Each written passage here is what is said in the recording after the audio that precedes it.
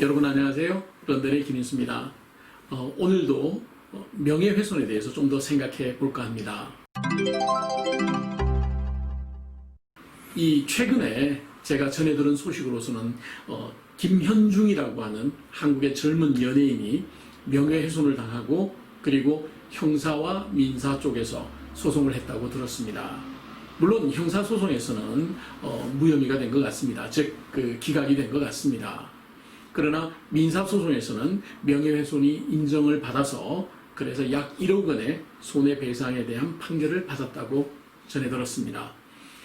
지난 5년 동안 연예인으로서 활동을 중단해야만 했던 김현중 씨 입장에서 1억 원이 무슨 의미가 있겠습니까?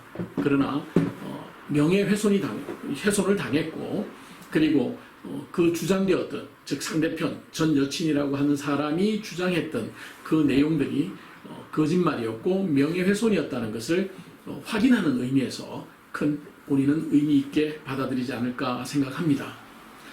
여러분 그런데 참 이상하게도 왜 민사소송에서는 명예훼손이라고 해서 배상금을 결정했는데 형사소송에서는 명예훼손이라고 생각하지 않고 무죄를 선고했을까요? 그 차이는 형사와 민사의 다른 판단 기준 때문입니다. 형사소송은 영국의 예를 들어보면 형사소송에서는 12명의 배심원 가운데서 12명 가운데서 10명 또는 그 이상이 유죄라고 판단을 해야지만 유죄가 됩니다. 즉 83.3%의 확률로서 유죄가 된다는 겁니다. 그리고 이 형사소송에서는 몇 가지 갖춰야 될 기본적인 요건들이 있습니다. 첫째, 그 명예를 훼손하려고 하는 의도가 있었음을 증명해야 됩니다. 맨스디아라고 얘기를 하죠. 자, 이 의도가 있음을 증명하지 못하면 명예훼손이 되지 않습니다. 형사적으로는요. 그 다음 두 번째는 그런 의도를 가지고 행동을 했는데 그 행동을 통해서 명예가 훼손되어야 됩니다. 여기서 명예가 훼손된다는 것은 그 사람의 사회적인 지위가 현격히 떨어지는 것을 의미하죠. 그 말에 의해서, 그 행위에 의해서. 따라서 이 두 가지가 증명이 되어야지만 명예훼손이 되는 겁니다.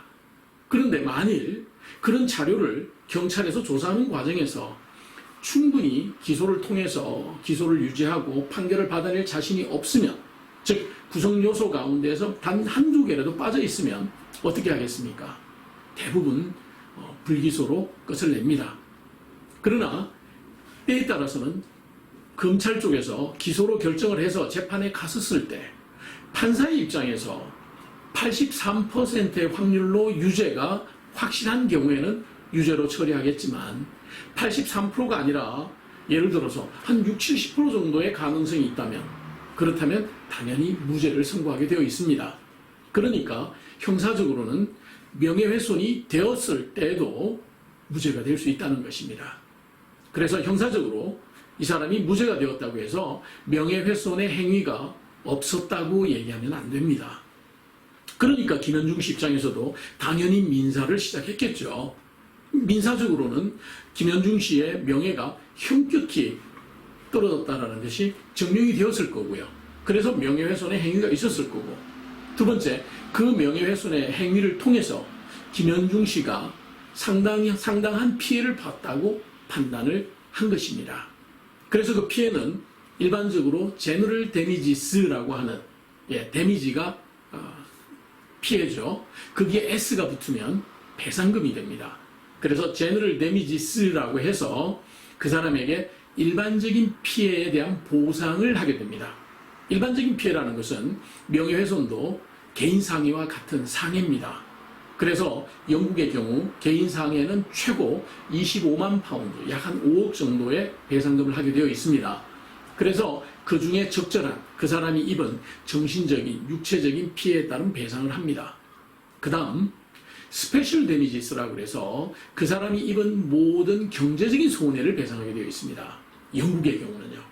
한국에서는 이걸 어떻게 처리하는지 모르겠습니다. 김현중 같은 사람이 1억 정도의 배상금을 받았다는 것은 상징적인 의미에 불과하다고 생각합니다.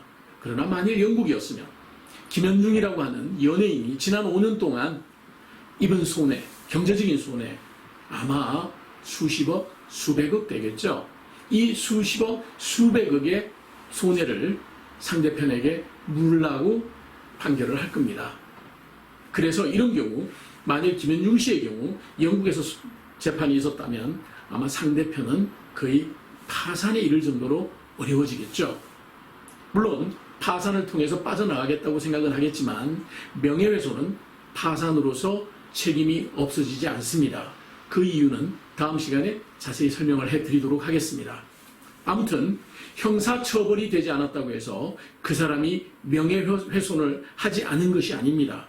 형사처벌이 되지 않았다 하더라도 그 사람의 명예훼손 행위가 민사적으로 인정이 되면 배상금을 물므로써 그 책임을 다해야 한다는 것입니다.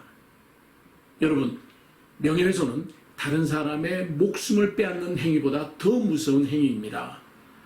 확인되지 않은 얘기, 확인되지 않은 사실, 확인되지 않은 내용들을 널리 퍼뜨리거나 다른 사람의 삶에 영향을 미치는 그런 일은 하지 않는 것이 좋습니다. 런던에서 김인수였습니다.